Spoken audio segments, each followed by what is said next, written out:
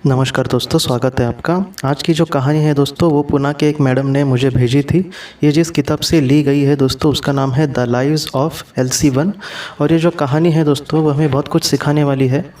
ये जो कहानी है दोस्तों, वो एक दो भाइयों की है, जिसका नाम है इराटो और दूसरे का नाम है ओसन।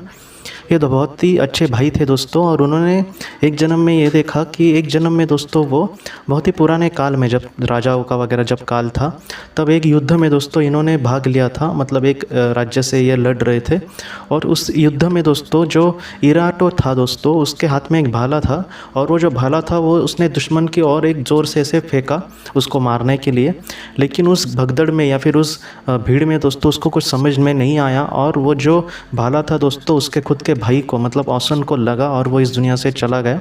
इराटो को जब ये बात पता चली दोस्तों, तब उसको इतना दुख हुआ कि मेरे वजह से इतना बड़ा, मतलब मेरा जो भाई मेरे लिए सबसे करीब जो था, वो मेरी वजह से इतना जाना। मतलब आप समझ सकते हैं कि उसको इतना पश्चाताप हुआ उस जीवन में कि उसने बहुत ही ज़्यादा वो अपनी ज़िंदगी उसने एकांत में और बहुत ही दुख में बिताई दोस्तों। लेकिन इसके बाद क्या हुआ दोस्तों कि वो जो दोनों थे दोस्तों, उनका फिर से जब अगला जन्म हुआ तब एक साथ ही हुआ, और उस जन्म में भी दोस्तों वो भाई बहन ही थे। उस जन्म में जो ऑक्सन था दोस्तों, वो उसने एक लड़की का जन्म लिया था, और वो जो इराटो था दोस्तों, उसने लड़के का ही जन्म लिया था। और वो जो दोनों थे दोस्तों, वो जुड़वा ही पैदा हुए थे अगले जन्म में। तो उस जन्म में क्या हुआ दोस्तों, एक बार जब वो एक बहुत ही अमीर परिवार में दोस्तों उन्होंने जन्म लिया था, और बहुत ही अच्छी अपनी ज़िंदगी वो जी रहे थे। एक बार एक तालाब में दोस्तों एक छोटी सी नाव, और जो नाव चलाता है, तो वैसे वो घूमने चले गए थे उस तालाब में। लेकिन अचानक वहाँ पर दोस्तों बहुत ही ज़ोर का तूफ़ान आ गया, और वो तूफ़ान ऐसा था कि वो पूरी तरह से नाव को हिला रहा था। तो ऐसे वक्त में दोस्तों जो इराटो था, मतलब जो बड़ा भाई था, उसने जो नाविक था उसको ये कहा कि तुम मेरी बहन को किनारे तक किसी तरह से लेकर जाओ, क्योंकि तुम तैरना बहुत ही अच्छे से जानते हो। और ये दोनों छोटे थे तब दोस्तों, तकरीबन 12 साल के ही थे तो वो दोनों। तब नाविक ने उसको ये कहा कि नहीं, मैं पहले चाहे तो तुम्हें लेकर जाता हूँ। तो उसने कहा नहीं, मेरी बहन को ही तुम लेकर जाना।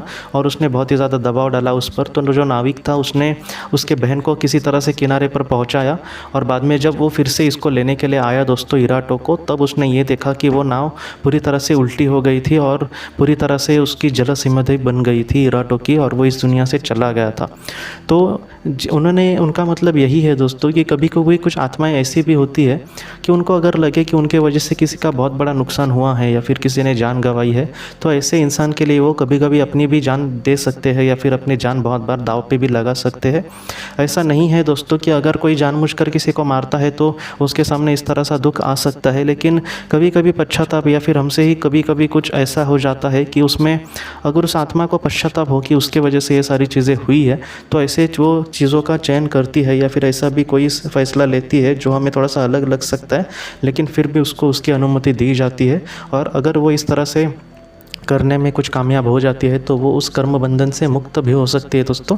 लेकिन जितना देखे हम, तो जो जानबूझकर या फिर स्वार्थ के लिए जो कर्म करते हैं, उसका एक अलग ही कार्मिक अकाउंट बन जाता है, जो हमें भुगतना ही पड़ता है।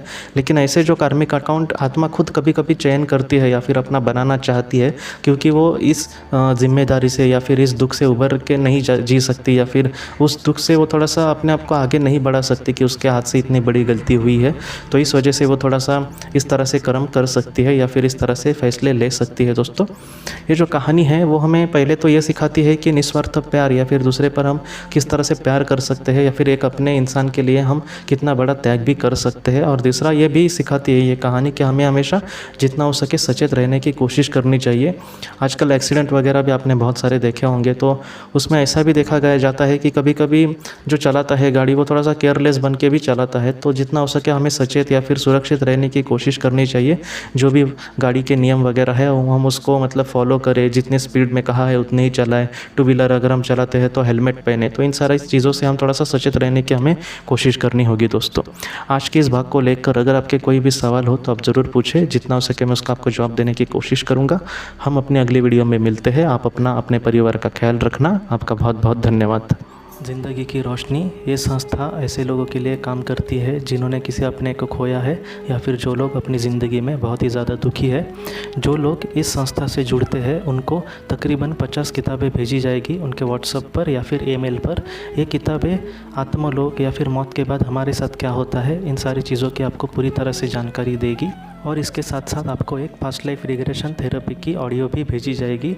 इस ऑडियो की मदद से आप घर बैठे अपनी पास्ट लाइफ रिग्रेशन करने की कोशिश कर सकते हो।